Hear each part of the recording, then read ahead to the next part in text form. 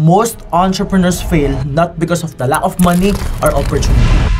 They fail because of making mistakes, which can be avoided if you watch this video. Because right now, I will expose the top 15 mistakes entrepreneurs make. But before we dive in, I want you to understand that all of this came from my own experience. Running businesses for almost 20 years, transforming the lives of people in the process. And I had the privilege to mentor and coach the worst and the best in almost every industry, giving me the leverage in understanding why people fail.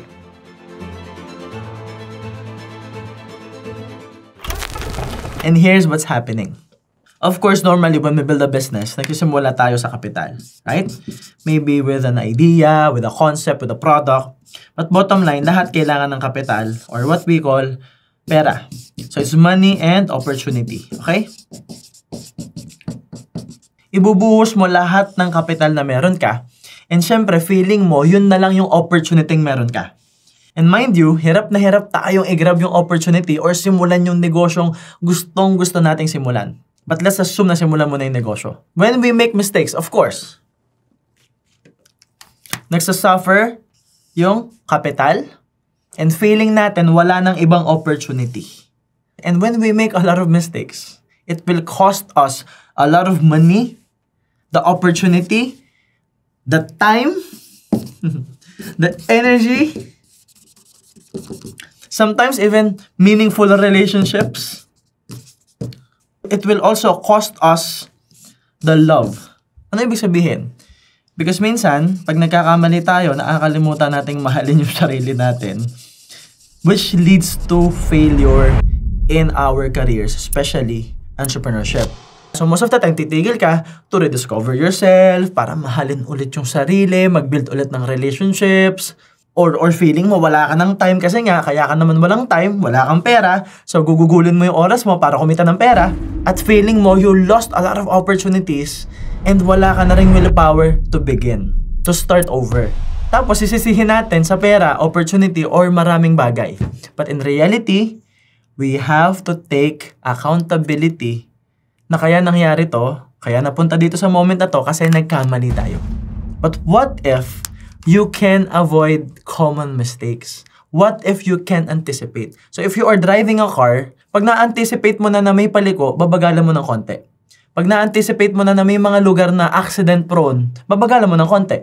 Pag napansin mo na may lubak or may humps, di ba babagalan mo? But sometimes, binabagalan natin too late na. Same with business. If you can anticipate the roadblocks, obstacles, challenges, the common mistakes, you can avoid it and you can prepare for it. At yan ang topic natin ngayon. So again, we will talk about the top 15 mistakes entrepreneurs make. And let's start with number 1. Chasing passive income too early. So when we do business, of course, we will look for references, mentors, coaches, gurus online. But the problem with that is, hindi natin na-factor pag nakikinig tayo, yung tinatawag na age or level of success nung taong pinapanood natin. Okay? Because when you watch multi-billionaires, especially sa ibang bansa, of course, they will talk about working smart. Kasi matanda na sila, hindi na sila kasing gutom kagaya mo, kabisado na nila ang sistema, ibang level na yung binabanggit nila, iba na yung laban nila. Hindi na basta brands, hindi na basta benta-benta. It's about building brands. It's about building the right people. It's about systems. Which is something na hindi naiintindihan ng marami paano gawin. So, ang nangyayari, nagkakaroon ka ng contradicting information, kakapakinig mo sa iba't ibang mentor.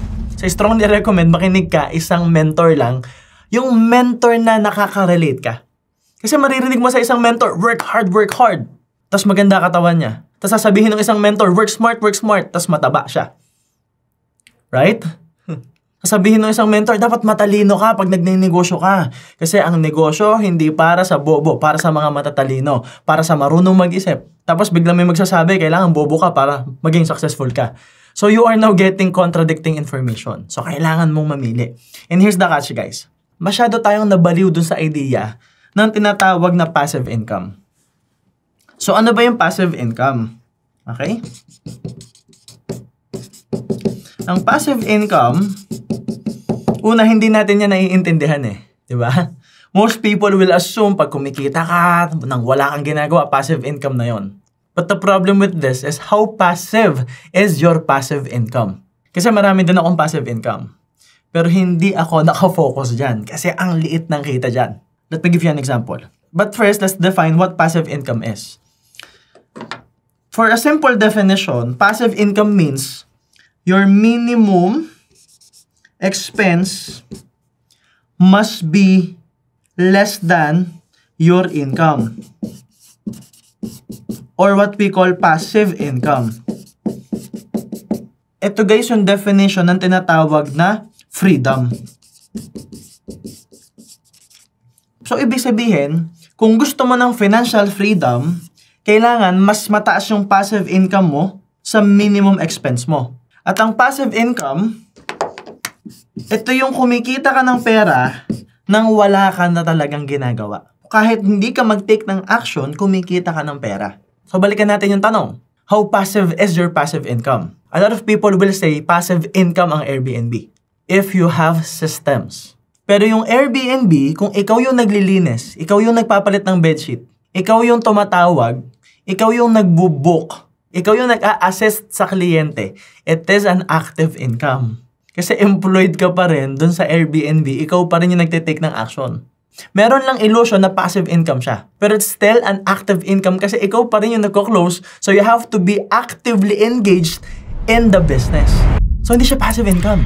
And the more na ginagawa mong passive yung income mo sa isang negosyo, the more na mas marami kang binabayarang expenses at tao. In some cases, may babayaran kang automations. In some cases, may babayaran kang systems, applications, subscriptions, A-players, mga tao, mga leaders, para i-automate yung business mo. Para i-automate yung process mo. So, ibig sabihin, the more na mas passive siya, the more na mas malaki yung kikitain mo. Let's just say, namuhunan ka ng 5 million. Hindi ko alam kung posible pa to sa ngayon, ha? Mas mahal na kasi ang construction, mas mahal na rin ang lote. Not to mention, problema natin ang mga contractors. Like an example here for the passive income is apartments, rental properties. Alam nyo guys, I'm gonna be honest. What's happening in our country now is something that we already know and expected.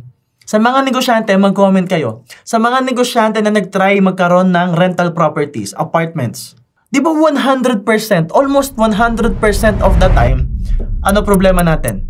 Contractor. Yang mga contractors na yan, dati pa nating problema yan. Hindi lang sa government. Nagkataon lang na wala silang masyadong kinita sa atin, pumunta sila sa gobyerno. Pero the problem with contractors, dati ng problema yan. Wala nang bago dyan. Okay? Hindi pa natin pinag-uusapan yung risk dun sa 5 million na sabaw yung contractor mo. Na scammer yung contractor mo. Which is happening most of the time. Kaya nga ngayon, para sa akin, sobrang stressful ang passive income. Kasi sa pagbibuild pa lang ng apartment, sa pagbibuild pa lang ng rental properties, mag-hire ka na ng taong trusted mo. Kasi hindi mo na trusted ng contractors, lalo na ngayon. So let's just say, yung 5 million peso mo, nagkaroon ng 4 na butas. Best is 8, no? Kung i-maximize mo yung space. Tapos sabihin na natin na yung 8 butas kumikita ng 4,000 per month. So that would be a total of 32,000 per month for a 5 million capital na hindi ka sure kung magdadagdag ka pa ng budget dyan, na hindi ka rin sure kung 8 yung magiging butas talaga at hindi ka rin sure kung mauupahan yan. Best scenario, lahat yan nauupahan. You only have like a 6-month delay for the construction. Maliit lang naman to, so kahit 3 months yan, posible. Let's just say 6 months. Para conservative tayo, but here's the catch guys. Of course, pag nagpapaupa ka, magkakaroon ka ng tinatawag na contract. Or MOA. Diba? Magkakaroon ka ng mga business permits. And all kinds of permits. Maghahanap ka ng mag-rent, magpo-post ka sa marketplace, gagawa ka ng page, i-market mo. Tapos from time to time, you have to check the place. So mag-hire ka ngayon ng caretaker. Okay? Yung caretaker mo, babayaran mo yan ng pera. Caretaker ba hahawak ng pera? Mapagkakatiwalaan ba siya? If not, gagawa ka pa ngayon ng tinatawag na payment system.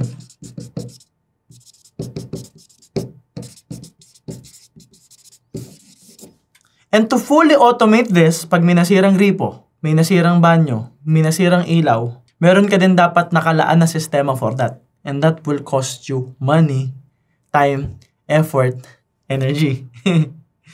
So the bigger question is, for a 5 million capital and only 32,000 per month na income, how passive is this passive income? Now, nothing wrong with this kasi yung 5 million mo na property, tumataas ang value through time. It's a good investment if you will treat this as an investment, not income. Magkaiba yon. Iba yung bumibili ka ng property for the sake of investment, tapos nilalaro mo lang yung pagrerenta kasi alam mo, natataas yung value through time. Pero iba, yung gusto mo talaga ng passive income. Because if you have 5 million pesos right now, and you wanna diversify or you wanna build passive income, hindi ba mas passive in reality kung yung 5 million mo, ipopondo mo sa negosyo mo na nagwo-work na at nagbibigay na ng pera? Because your active income can be passive income if you build systems. Diyan nagkakamali ang marami.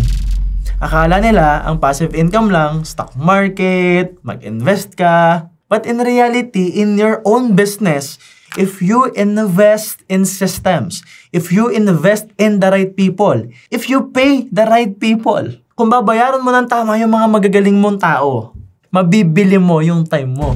Ang mahirap sa maraming negosyante, gustong makaalis sa negosyo. If your goal is to just exit your business, wag ka nang mag-business. If your goal is to have passive income, mag-invest ka na lang, wag ka na magnegosyo. Entrepreneurship, building businesses is a different game. Okay? The business world is full of sharks. At kapag hindi ka masipag, pag sabaw ka, kakainin ka. You have to understand that. And again, this is just a plain example. Chasing passive income too early also means that instead of reinvesting your money in yourself and in your business, you wanna reinvest it on another platform because of the idea ng passive income. For me, in my experience, this is really common. Number 2, taking loans too early. So ito yung mga taong sobrang agang mangutang. To the point na yung pagsisimula ng negosyo, nangungutang sila. Maraming klase ng utang. Ang sinasabi kong utang, yung may mga interest. Like nangutang ka sa credit card, kasi yung available balance mo sa credit card, pwedeng gawing cash yun, di ba? Or nangutang ka sa bank, or sa isang institution na merong mataas na interest rate. Ang problema dyan, kung nagsisimula ka palang magnegosyo, hindi mo pa alam paano magpaikot ng pera, hindi mo pa alam ang sistema o wala ka pang sistema, of course, you are bound to make mistakes and fail. Wala namang masamang mag-fail. Ang problema, pag naubos mo yung pera na inutang mo sa bangko, nag-a-accumulate yung interest. Pag nag-accumulate yung interest mo, lulubog ka ngayon sa utang, hindi dahil sa negosyo, kundi dahil doon sa utang. And most people, they will misunderstand everything. Akala nila kaya sila lubog sa utang dahil sa negosyo, hindi maganda magnegosyo, and they will build this wrong stories and narrative, and they will play the victim. But in reality, ang problema mo, utang. Lubog ka sa utang kasi masyadong maaga. Hanggat maaari, huwag kayong mangungutang ng pera kung magsisimula pa lang kayong magnegosyo. Lalo na kung may interest ang pinag-uusapan natin. Walang masama kung ang pinag-uusapan natin dito is 10,000 pesos na utang. Okay? Pangpuhunan sa maliit na negosyo, 20,000. Inutang mo lang sa kapitbahay mo o sa kakilala mo o sa parents mo na wala namang interest rate. Okay lang yon kasi nagsisimula ka pa lang. Madali mong mababayaran yan. Magagawan mo yan ng paraan. But I'm talking to those people na atat mangutang sa bangko. Atat iswipe yung credit card. I understand because I've been there. But you also have to understand na you have to make sure na bago ka mangutang, marunong ka ng magnegosyo. Uutang ka lang sa bangko, uutang ka lang ng malaking pera na may interest, if you will use the money for expanding the business, that's already working. Not with passive income, not with a new business, Not with something na sinisimulan mo pa lang. You have to use the money from the bank, from the loan, in a business that's already working for you. A business that you will expand. Minsan kakabasa natin ng Rich Dad Poor Dad, kakapakinig natin sa mga entrepreneurs, hindi natin alam na hindi pala applicable sa atin yung sinasabi nila. You also have to choose your mentor. Kanino ka makikinig? Dapat, ang pakikinggan mo, kung gusto mo maging successful sa negosyo, yung totoong nagnenegosyo. At napakarami sa social media ngayon na wala naman talagang negosyo. Na ang negosyo nila ay social media. Na ang negosyo nila, magpapabayad sila sa mga negosyante para i-market sila sa podcast nila. Or mag-promote ng kung ano-anong products. If you wanna learn business, you listen to real businessmen. Number 3, the shiny object syndrome. So, kaya tayo nagnenegosyo, the reason why we want to become entrepreneurs is we want to get out of the rat race, diba? So, let's just say ito yung itsura ng rat race, no? So, parang may daga dito, daga, na may paa yan. Na takbo siya ng takbo, let's just say takbo siya ng takbo, umiikot to, paulit-ulit, hindi siya nakakaalis sa pwesto, okay? But there's another form of rat race. So, let's just say, itong si daga, pinakitaan ng opportunity sa AI dito. Okay? So, AI opportunity. Let's just say, cheese yan, cheese yan, cheese. So, ikaw ngayon, si daga, habulin mo yung cheese. Nakakita ka ng opportunity sa digital marketing kahit wala ka namang alam sa pagnenegosyo, magbibuild ka ng business course. Hindi mo kayang ayusin yung sarili mo, magbibuild ka ng personal development course. Kasi nga, may opportunity daw doon. So, mangyayari, there's another cheese here. Ikaw na si daga, hahabulin mo yan. Tapos, may opportunity daw sa Bitcoin. Tapos sa Forex. Tapos sa investment. Tapos sugal or whatever. So, punta ka dyan, punta ka dyan, punta ka dyan, punta ka dyan. Hindi mo namamalayan na wala ka talagang nararating kasi every time na may makikita kang shiny ball, every time na may makikita kang keso, hahabulin mo na para kang daga. A lot of you guys wants to get out of the rat race, pero ayaw nyong baguhin yung pagiging daga. It's never about the rat race. It's always about changing your identity. Kasi kahit umalis ka sa rat race, kung daga ka pa rin, paulit-ulit kang maghahabol sa keso. Paulit-ulit kang maghahabol sa pera. Okay? Kaya mo gustong makaalis sa rat race para magkaroon ka ng freedom and space to change your identity. To change your image from rat race, from employee to becoming an entrepreneur. And you have to adopt entirely different mindset, beliefs, skill set, and most importantly, behaviors. Pero kung ang behavior mo pa rin, para kang daga, habol ka ng habol sa keso, hindi ka pa rin magiging successful bilang negosyante, bilang entrepreneur. A lot of people will say, chase the money. I don't believe in that.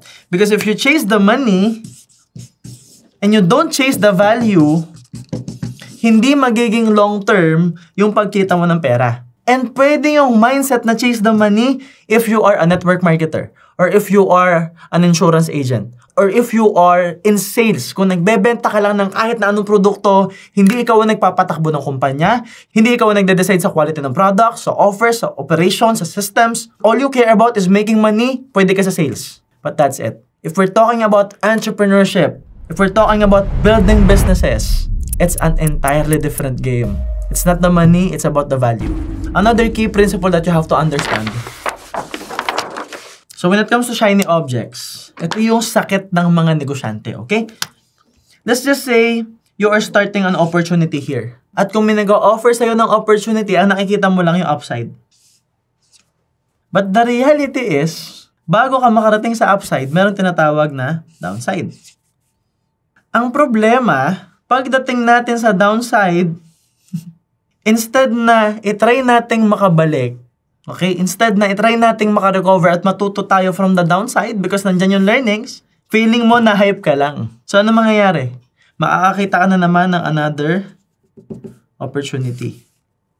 Ngayon, akala mo, syempre, papakita sa'yo yung upside.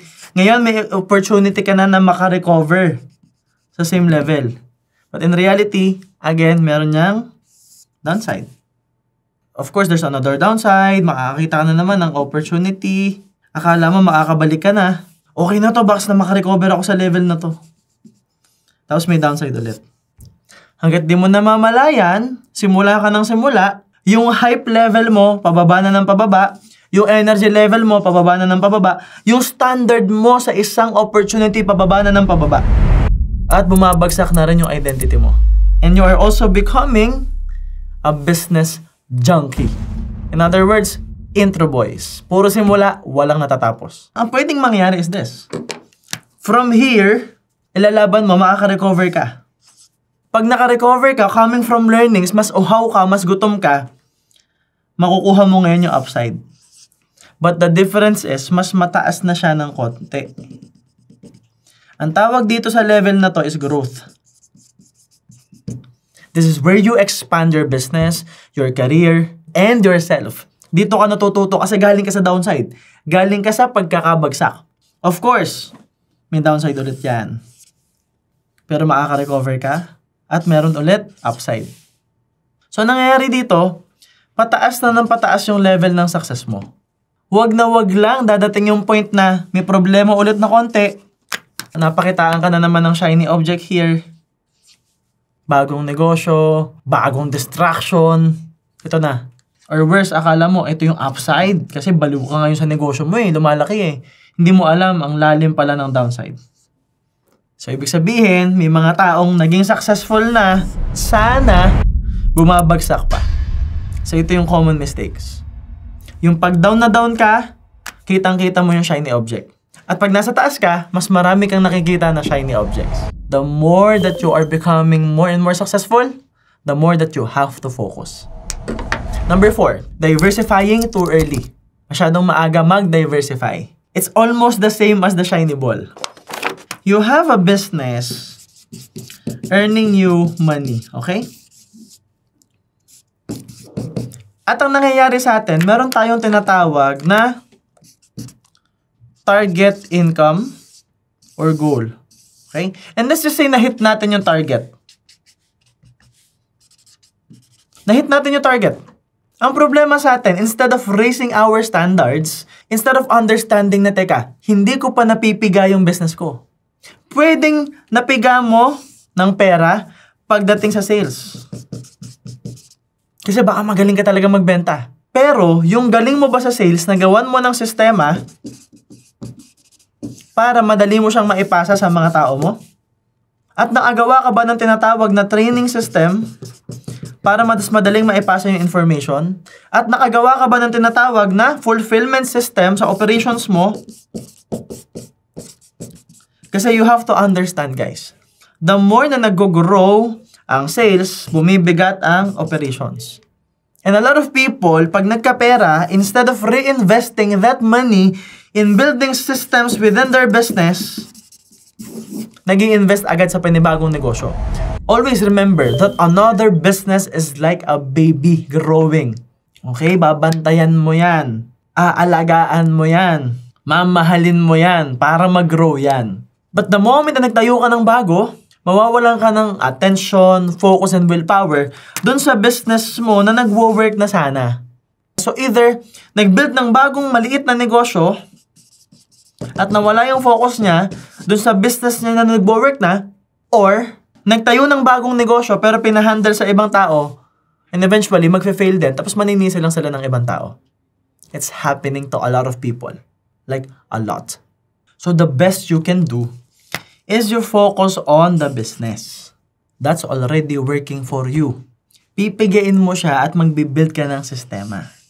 Pag may sistema ka na sa lahat ng aspects ng business mo, pwede ka nang magtayo ng bago kasi ang kagandahan niyan, ika-copy-paste mo na lang yung system doon sa bagong negosyo. It's only a matter of time bago maging successful ito. Yan ang laban ng mga bilyonaryo. It's efficiency in their systems. Pero para makarating tayo sa level na yan, kailangan muna nating mag-focus sa isang bagay at kapag pigang-piga na at milyonaryo na tayo, saka tayo magtayo ng bago. Wala pong yumayaman sa pagda-diversify. Becoming a millionaire is focusing on one thing. Diversifying is more on sustainability and expansion. So if you want to become a multimillionaire, if you want to become a successful entrepreneur, mag-focus muna sa isa. Number 5, forcing work-life balance. A lot of people have been asking me this question. Sir MJ, paano mo nababalansa yung time? Paano ka nagkakaroon ng time kay Scarlett? Kitang-kita namin, sobrang close kayo ni Scarlett. There's no such thing as balance. Most of the time, hindi ako umuwi ng bahay. Most of the time, hindi ko siya nakikita. Ang bonding lang namin is Sunday. Swerte na kung maihahatid ko siya sa school. I do my best na maihatid siya sa school every morning. But the thing is, I'm building new businesses now. I have a lot of students in Ultimate Mastery, especially the Platinum members na sobrang tinutulungan ko na maging successful. Alright? To the point na one of my students are producing 900 million sales now. And they are bound to produce 3 billion sales next year. And we are documenting everything. Okay, may resibo tayo dyan guys at ipapakita namin yan sa inyo in the future.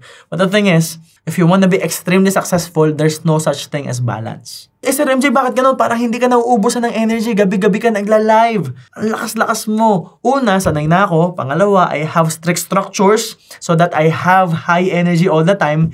And more importantly, I'm always tired. Hindi nang halata kasi sanay na ako. I'm always tired. I get things done regardless kung ano yung nararamdaman ko today, wala ako sa mood, masama pakiramdam ko, may sakit ako, I don't care.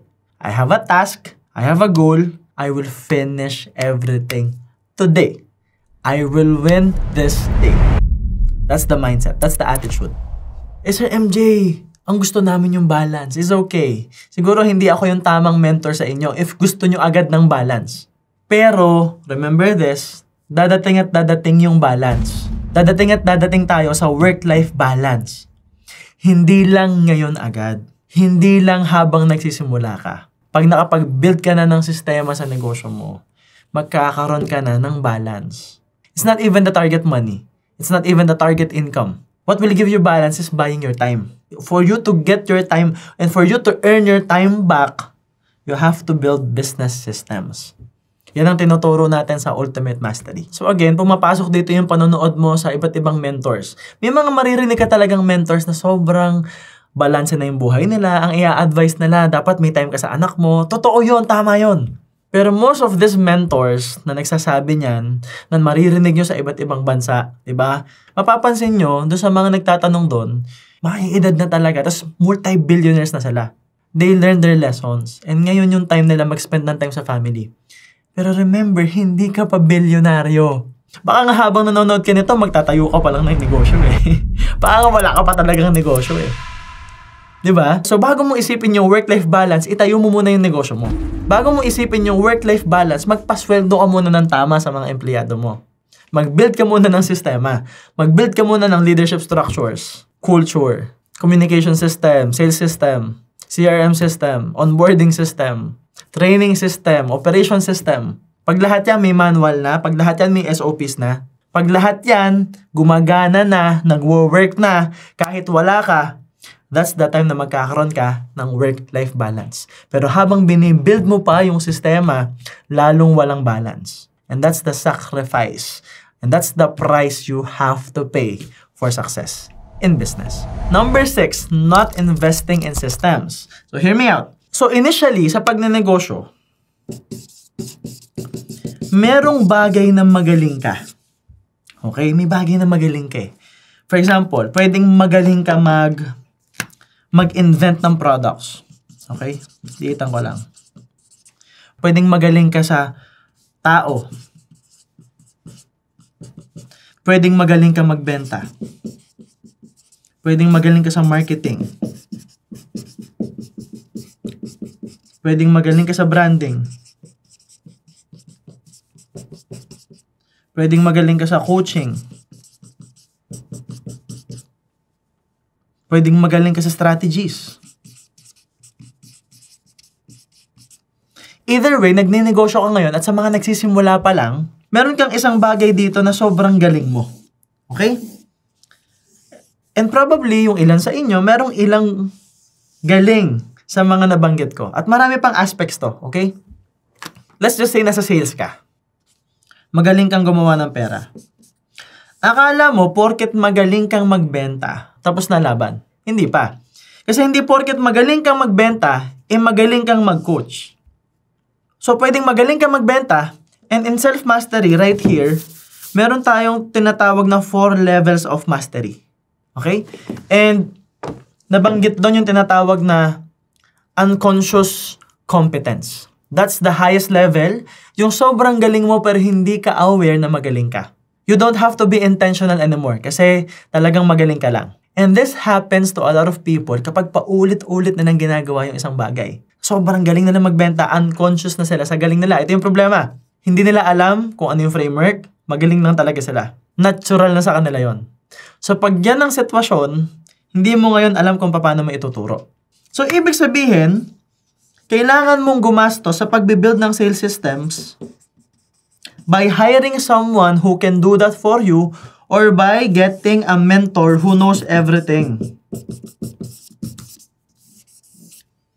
Ang advantage ng mag-hire ka ng taong gagawa ng sistema, one-time payment, mas mahal. Pag kumuha ka ng mentor, lahat dyan mamamaster mo, mas makakamura ka. But the thing is, matututo kang mag-build at matututo ka talagang magnegosyo. So, ikaw ang pipili. Bumayad ka ng gagawa ng sistema o bumayad ka ng mentor. But what I'm doing in Ultimate Mastery, because hear me out, you all know I have a course, Success Blueprint. Right? And this is really affordable. Pero alam nyo ba, mas mabili yung Ultimate Mastery, which is like 6 to 7 times mas mahal kaysa dito. Because it's creating massive results. At napansin ko na yung mga kliyente po natin is mga negosyante talaga. And most of them nag-fail sa business. Kaya ang bagsak nila, MJ Lopez. Okay? At parang sa social media world, tayo lang yung totoong may track record at may resibo ng mga businesses na naging successful at mga estudyanteng totoong naging successful. And that is why sa akin sila lumalapit. So what I'm doing is I'm educating people in how to coach. Pasok na yung coaching. How to build strategies, how to build products, how to build people, how to do sales, and more importantly, how to train people sa lahat ng bagay na to. Alright? Kasi pwedeng turuan kita sa marketing, turuan kita sa branding, pero paano mo siya ipapasa? So sa Ultimate Mastery, gumagawa ako ngayon ng documentation sa iba't ibang teams na tinutulungan ko. Sa iba't ibang mga negosyante na tinutulungan ko. Especially yung mga platinum members po natin. So that's my highest offer right now. It's my most premium offer, but it's limited to only 10 people. So ako mismo yung gumagawa ng sistema nila, pero instead na basta ko gawin, ipasa ko sa kanila, magpabayad ako. What's happening is we are doing the systems together. So habang nag-grow sila, habang tinuturuan ko sila sa weakness nila like coaching or building strategies or products or people or building SOPs or KPIs or metrics, having the right metrics, having the right systems and everything, dalawa kaming nagbe-build. That way na i-coach ko sila, na i-mentor ko sila, nagkakaroon pa sila ng sistema. Because I realized in business that when you master yourself, you can master everything. So pag ikaw, bayad ka lang ng bayad, hindi ka matututo. So yun ang kagandahan ng courses na ino-offer natin. But I strongly recommend if you are a businessman, you get Ultimate Mastery right now kasi meron pa tayong 50% discount since binibuild ko pa lang yung ibang courses within Ultimate Mastery. So Ultimate Mastery is all access to all of the courses available. Even do sa mga nakalock pa na courses kasi nga tinatapos pa namin. That way makaka-discount ka at makakakuha ka ng free months kasi it's 1-year access pero ang access mo when you enroll now, matatapos siya next year pa, December 2026. You will get bonus months because again, your 1-year access will only start once na na-deliver ko na lahat ng courses. Habang inaaral mo yung Self-Mastery and Success Blueprint, hinihintay mo rin yung release ng Sales Mastery 1 and Sales Mastery 2. Okay ba tayo? So again, either you invest in systems, a person who will build the system for you, or you invest in yourself by hiring the right mentor so that we can build the system together. You have a choice. Number 7, cashing out too early. So ito yung gustong-gusto mo agad makakuha ng pera, mag-withdraw ng pera, kahit maliit pa lang yung kita. Excited kang mag-harvest, hilaw pa hinarvest mo na. So you have to understand na your business, para siyang puno, no? Okay? So, pag nagtayo ka ng puno, syempre may ugat yan. Okay. So, yung puno, meron niyang bunga. So, yung bunga dyan, ilang bunga, gagamitin mo yung sa tinatawag na OPEX. Yung ibang bunga, gagamitin mo yan sa reinvestment. Yung ilang bunga, yan lang yung pwede mong i-cash out at iuwi. Ang problema sa marami, ito. Kina-cash out nila yan lahat. So dumadating sa point na kailangan ng bunutin yung ugat ng puno, binabawasan mo na yung tinatawag ng working capital mo para lang mag-operate yung negosyo. Tapos magtataka yung marami, Sir MJ, bakit bumababa yung inventory namin? Nauubos yung pera namin. Hindi nag-grow yung business. Kasi nga, dapat, initially, lahat ng pera, lahat ng bunga, itanim mo ulit. Tanim ka lang ng tanim. Kung gusto mong mag-withdraw ng malaking pera, dapat magtanim ka muna ng mas maraming pera at magtanim ka longer. Because if you stay small enough, long enough, soon enough, you'll be big enough. But you have to stay small. Wag mo nang kabig. Wag puro kabig. Una, in terms of building relationship with high-value people, pag naramdaman nilang panay kabig ka lang, bibitawan ka niyan. Pag naramdaman ng mga kasama mong matitino, mga high-value people, mga leaders na puro kakabig, gusto mo kita lang ng pera, nakakalimutan mo na mag-create ng value for the audience, for the client, iiwan ka niyan. So, kailangan magtanim ka muna ng magtanim. You will only reap what you sow. Number 8, making decisions based on insecurity. So, nakikita ko to sa maraming negosyante at marami rin akong mini-mentor at na-mentor na ito yung sitwasyon. Ang unang example dito related sa cashing out too early. Minsan, masyado natin gustong patunayan sa mga tao na kumikita tayo ng pera, gusto nating magyabang, gusto nating mag-flex, di ba? Kasi nga siguro nung nagsisimula tayong magnegosyo, dinadown tayo ng mga tao. Nung nagsisimula tayong magnegosyo, may sinasabi silang hindi maganda sa atin. For so long, they've been saying na hindi ka naman kumikita dyan, kalimutan mo na yan. So of course, dadating sa point, nagigil ka nang ibigay sa sarili mo yung mga bagay na gusto mo. Nothing wrong with that. Except, if you are coming from insecurity, most of the time, hindi mo binibili at ginagastusan yung mga bagay na gusto mo. Ang ginagastusan mo, yung mga bagay na magmumukha kang mayaman, magmumukha kang sosyal, as if lagi kang may kalaban at lagi kang may kailangan patunayan sa mga tao. So magkakamali ka ngayon ng gastos, magkakamali ka ngayon ng decisions. Bibili ka ng mamahaling damit na hindi naman fit sa'yo, ang sagwa tingnan, sobrang branded, pero hindi ka naman talaga masaya. Yung iba, galing pa sa utang. Kaya lumulubog ka ngayon sa utang. Kasi pag nanggaling ka sa insecurity, minsan mag-overspend ka sa mga luho. For the sake of flexing your money, your success to the people, you don't even care about. It's like, kanino ka ba nagmamalaki? Para kanino ba? It's like, bakit ka nagyayabang sa haters mo? Eh kahit anong gawin mo, i-hate ka niyan. Might as well buy something for yourself that you will really enjoy. I'm not saying don't buy the Louis Vuittons, Gucci's, Dior, or whatever you want. I'm not saying that. If that's what you really want, go for it. Magkakaiba tayo ng trip. Ako, I love bespoke. Most of what I'm wearing, tailored for me. So, ang pinipili ko, when I buy RTW, it's Loro Piana, Zegna, Brunello Cucinelli. Those are the brands that I love. Except, wala kang makikitang malalaking branding. Because it's all about the fit. Right? But it's what I want kasi. So when you make a decision, especially spending money from your business, you have to make sure that you are not coming from insecurity. Wala kang kailangan patunayan sa mga tao. Kasi ang suot mo, binibili mo, bagay na gusto mo para sa sarili mo. And this happens in business decisions as well. Sometimes, sobrang insecure mo, may nasasabi ka ng hindi maganda sa social media, which will affect your branding, which will affect your marketing, which will affect your identity as a person. Minsan sa sobrang insecure mo, naninira ka ng mga negosyante. Minsan ginagawa na ng strategy yung paninira ng big names. Kasi syempre, pag nagbanggit ka ng big names, sinaraan mo, magiging issue. Pag naging issue, yung attention mapupunta sa'yo. Right? Those are decisions coming from insecurity. Wala kang makikitang confident na tao, totoong bilyonaryo, na naninira ng kapwa. Okay? Nanandadaw ng tao, nanandadaw ng kapwa nila. So you have to be careful saan mo ibibigay yung attention mo. And you have to be careful with your decisions.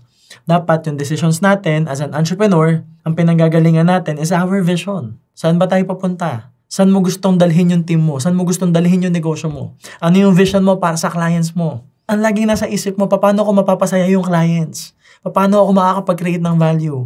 Paano ko mapapasaya yung team ko para makapag-serve yung team ko sa mga kliyente?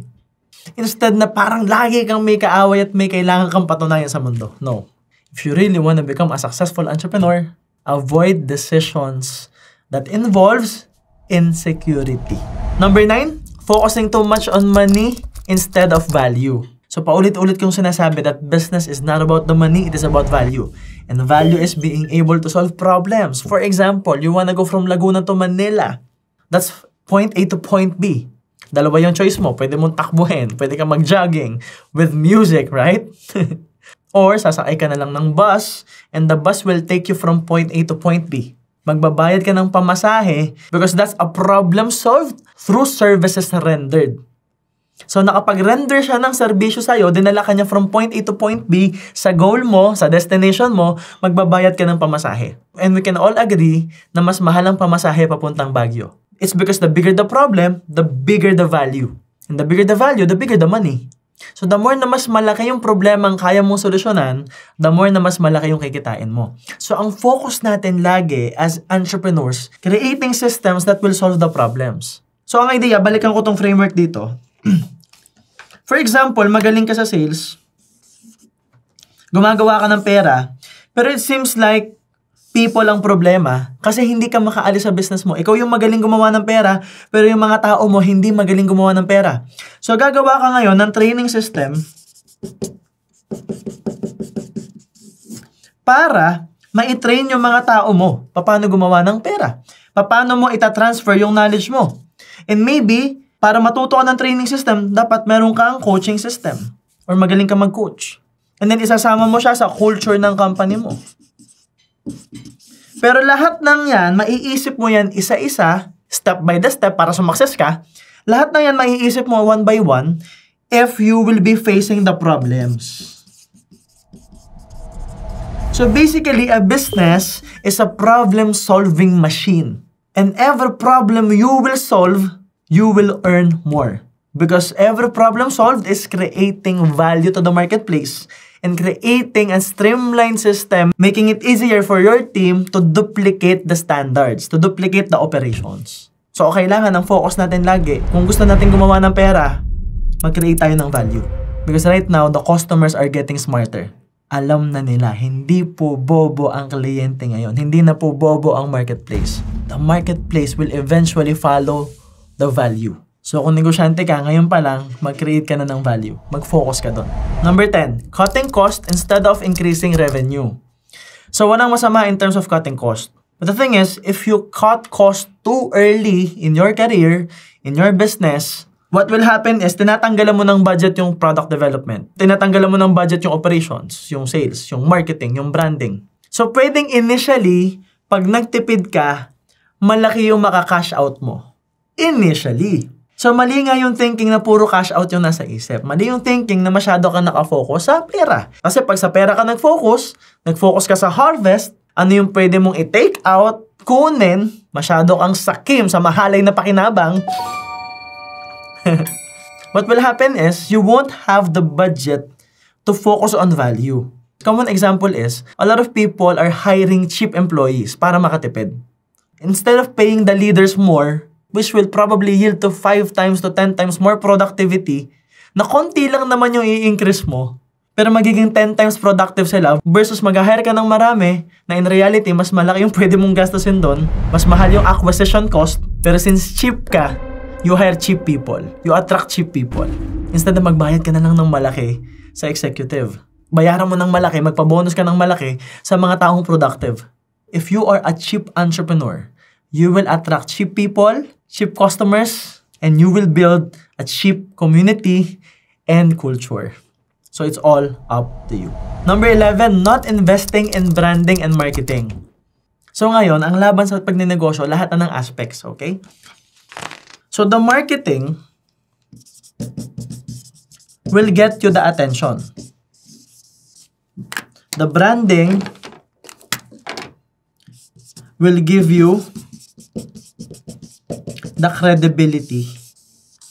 And once na mas credible ka na, ikaw na ang magdidikta sa marketplace ng presyo mo. So isabay natin dito yung number 12, neglecting product development.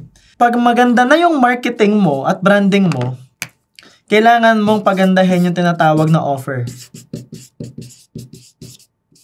Okay? Ang offer is the products that you have. So, you have to continuously develop the products. Kasi nga, the more na mas maganda yung products mo, the more na makakapag-create ka ng value.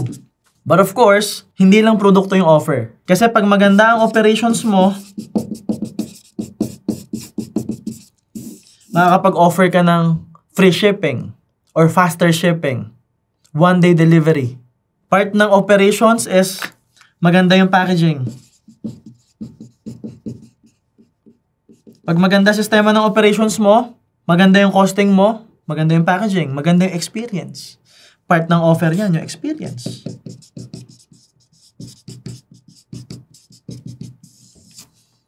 So, pag ginastusan mo tong dalawa na to, yan ang magbibigay ng tinatawag na sales. Okay? Magbibigay yan ng pera. Ginastusan mo yan eh. Pag may sales ka na, nasabi ko na to kanina, don't cash out too early. Mag-focus ka sa value. So, yung pera mo, dadalhin mo dito. Develop mo yung products, develop mo yung offer, develop mo yung operations, develop mo yung CRMs, develop mo yung customer experience. It's because habang lumalaki yung sales, yung operations mo nagiging heavy. So, dapat ini-improve mo rin yung operations mo, ginagastosan mo yung operations mo. Ngayon, pag lumaki yung sales, lumaki yung operations, magkakaroon ka rin ng heaviness at magiging loaded yung tinatawag na people. So, dito ka na ngayon mag-hire ng mga high-value people, ng mga leaders. Kaya dito ka na magsisimulang mag-build ng systems and SOPs. So, may training system ka, may coaching system ka, may culture ka, may SOP ka. Kasi akala ng marami, pag okay na operations, okay na yung sales, pwede na mag-cash out, hindi pa. Mag-i-invest ka sa tao. Para yung tao, yung tutulong sa'yo mag-operate at magbenta at mas pagandahin yung offer mo.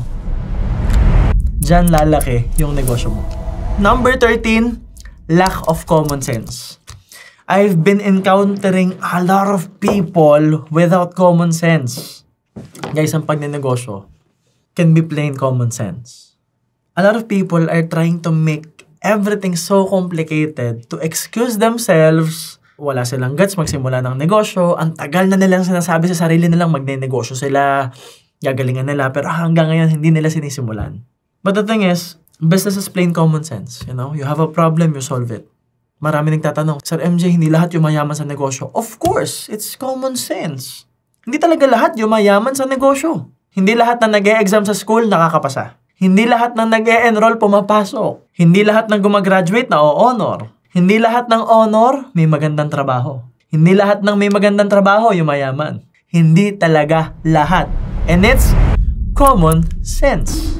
Sir MJ, hindi lahat bumibili. Of course, it's common sense. Sir, hindi lahat ng empleyado tumatagal. Of course, it's just common sense. Yung empleyado ko magkakaiba ng ugali. Of course! Magkakaiba ng bahay na kinalakhan yan.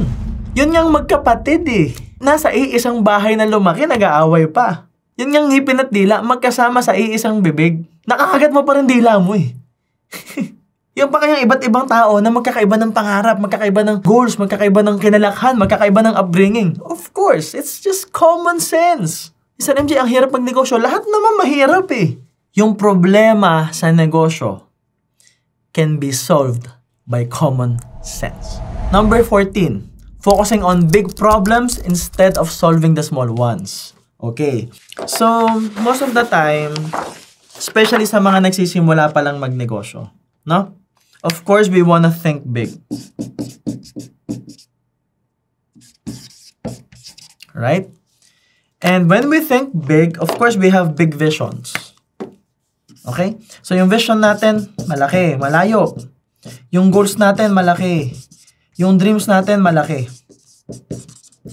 Pero para makarating tayo dyan, marami tayong ma-encounter na big problems. Now, you have to understand the big problems are composed by tiny, little, cutesy problems. Marami yung maliliit na problema.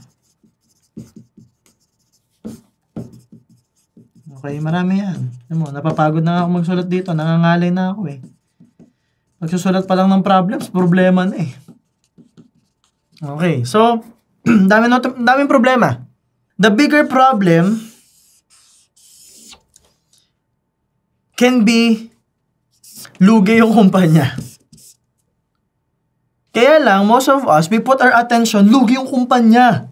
And we put a narrative, paano hindi malulugi yung kumpanya? So we will try to make big decisions, big actions. Kasi a lot of people will say, for you to solve big problems, you have to have big actions and big bold moves.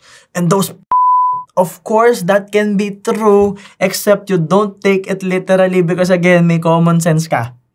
Bilang negosyante, naiintindihan mo na kaya nalugi yung kumpanya, probably may problema ka sa sales system, may problema ka sa pag-generate ng leads, may problema ka sa pag-handle ng pera. Baka ang problema mo, ikaw hindi mo ma-handle yung sarili mo, yung emosyon mo. Baka may problema ka sa hiring system mo. Baka bottom line, wala kang sistema. Kaya lang nakatingin ka doon sa malulugi na yung kumpanya, kung ano-ano na yung storing na buo mo, tapos kung ano-ano ring decisions yung gagawin mo na sobrang laki. Always remember that success is not measured by miles. It is measured by inch. Yung business natin unti-unting lumalaki dahil sa maliliit na problemang nasosolve natin. Bago ka mag-jump sa malaking problema, bawat problemang masosolve mo, gagawan mo yan ng sistema. I-document mo yan. Okay, gagawan mo yan ng SOPs. Hanggang sa maging fully systematized na siya, at i-automate mo ngayon yan. Kasi ganito nangyayari sa atin. If there are small things in our lives that we cannot solve, kung meron tayong maliliit na parte ng buhay natin na hindi natin mag-solve, just to make us feel good about ourselves, just to make us feel big about ourselves, we will try to solve the bigger problems. Diba? Hindi ka nga marunong maglinis ng bahay. Hindi mo malinis yung sarili mong kwarto. Hindi ka marunong maglaba. Hindi ka marunong magluto. Yung kinainan mo, hindi mo mahugasan. Problema mo, baha. Pero imbes na tumulong ka, at yung upos ng sigarilyo mo, itapon mo sa basurahan, pinipitik mo pa eh. Diba? So bottom line, if we cannot solve the small things in our lives, we will focus on the bigger things to make us feel big. It's also a form of ego and insecurity. Same goes with business. Same goes with business, guys. Pag hindi mo ma-solve yung maliliit na problema, hindi, ito yung gawin natin. Gagalingan natin. Gawa tayo ng bagong sistema, concept, or whatever. No. Solve the smaller problems first. Kasi, pag na-compile mo at na-solve mo yan isa-isa, magagawan mo yan ng sistema, at yung sistema na yun, yung magsosolve ng mas malaking problema. And number 15, tracking the wrong metrics. Or, maybe, you don't even have a metric. Alam nyo, ang daming lumalapit sa aking negosyante, no? Especially sa Power Talks, sa Success Blueprint, Self-Mastery, Ultimate Mastery, mga mini-mentor natin, guys, na, Sir MJ, bakit ganun? Ang dami kong views pero wala akong benta. Because the views, the comments, the likes, is what we call a vanity metrics. It is not a conversion metric. Baka ang sinusukat mo yung dami ng like, yung dami ng comment, yung dami ng engagement. Pero hindi mo naman tina-target yung tamang tao. So, ang ginagawa mo, yung content mo, nakaka-trigger, nakaka-asar, nakakainis. So, ano ma-attract mo? Mga haters, mga negative na tao. Na hindi naman bibili sa'yo kasi nga galit sa'yo eh. Because instead of creating value, instead of focusing on providing quality content, quality ad creatives, quality creative materials, quality creatives, videos, banners, yung totoong nagkikreate ng value, ang metrics mo kasi vanity. Ang metrics mo kasi yung sikat ako. So you are tracking the wrong metric. A lot of people will say, Sir MJ, yung sales team ko kasi pabebe hindi magaling. Eh bakit ka nag-hire ng pabebe? So wala ka kasing metrics in terms of hiring. Sir MJ, yung iba kong sales malakas, yung iba hindi. So bakit yung hindi andyan pa din? Diba dapat meron kang KPIs at meron kang evaluation so that when you evaluate an employee or an agent or whatever you wanna call them, a sales team, pag may evaluation ka, alam mo kung sino yung malakas, sino yung hindi. So, pwede mong tanggalin yung hindi or pwede mong isolve yung problema. Kaya lang, wala to yung means of measurement kasi wala kang KPIs. Sir MJ, ba't ganun? Nagkikreate naman ako ng content, sinusunod ko yung advice mo, nagpo-post ako everyday, pero wala pa rin akong benta. May binibentahan ka ba? Meron ka bang na-generate na leads? Are you measuring the number of leads and the number of conversions? So the main reason why hindi successful yung mga negosyante, hindi nila na-measure yung success nila, yung growth nila. Because they are looking at the wrong metrics. I'm gonna give you an example, no? Maraming mga negosyo na nakakapag-build ng maraming sales, okay? Hindi nila alam, kasi nakikinig sila kung kani-kaninong mentors. Siyempre, yung mga hindi talaga negosyante, sasabihin sa'yo, na para yumaman ka, sales and marketing lang yung kailangan mo. That's Pag may narinig kayong mentor or guru na ang speech nila, sales and marketing lang ang mahalaga. Sales and marketing, yayaman ka na. I'm here to tell you, hindi sila marunong magnegosyo. Because every businessman knows na pag tumaas ang sales mo, tataas yung operations mo. It's not just about the parcels sold. It's also about the parcels produced. May benta ka nga, hindi naman kaya ng manufacturing mo. Marami kang ang benta, wala ka namang fulfillment. Wala rin. So, ibig sabihin, pag tumaas yung sales, yung operations mo dapat nag-grow din. And the more na nag-grow yung dalawa na yan, the more na kailangan mong mag-build ng sistema sa ibang aspects ng business mo. So, dapat, ang sinusukat mo, hindi lang benta. Sinusukat mo rin kung ilan yung taong kailangan mo sa operations pag ganito nakalakas yung benta. At kapag pumapalya na yung sales at pumapalya na yung operations, dumadami na masyado yung tao, pero kulang ka na sa leaders. At kailangan na may measure mo rin through training programs. Teka, tumatalab ba yung programa namin sa training? Tumatalab ba yung tinuturo namin? Tumatalab ba yung kaka-motivation namin sa kanila? So bottom line, if you can measure everything in your business, especially yung tamang metrics, dyan magsisimulang lumaki yung negosyo mo. At yan ang tinuturo natin sa Ultimate Mastery. So if you guys wanna enroll, nasa 60 to 70% off pa rin po tayo after today. You just have to visit mjlopez.ph. Alright? Of course, in terms of Ultimate Mastery, wala pa siyang information sa website. Baka, as of this moment, na pinapanood nyo to, wala pang information masyado sa website. So when you click proceed, pwede namin kayong tawagan. Or you can directly inquire in our page. So meron tayong official page, official Instagram, and official email na makikita nyo sa description. Okay guys? Tandaan nyo lang guys, that in terms of business, it's okay to make mistakes. Eventually, we will make mistakes. Ang goal natin dito is maiwasan yung mga obvious na pagkakamali. And in reality guys, dito sa mga shinare ko sa inyo, there are big ones here that will cost you millions of money. I'm here to tell you guys. Ang dami ditong nabanggit ko na mga multi-millionaires na pero bumalik pa sa zero dahil lang sa mga errors na nandito. So if you can anticipate all of this, pwede mo siyang maiwasan. And feel free to watch this over and over. Feel free to comment ano yung mistakes na nakaka-relate ka, alin dito yung mistakes na nagawa mo na, at alin dito yung sa tingin mo magagamit mo. And make sure to share this to people who wants to start their own business, or maybe nagsisimula ng magnegosyo, or maybe alam mo na kailangan nila itong video na to ngayon kasi alam mo sa sarili mo, paulit-ulit sila nagkakamali sa pagnenegosyo.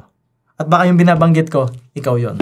So, isend mo sa sarili mo itong video na to para mapanood mo ulit. So, yun lang guys. This is the end of the podcast. And always remember that everything good starts with a yes. And yes, my name is MJ Lopez. And see you soon.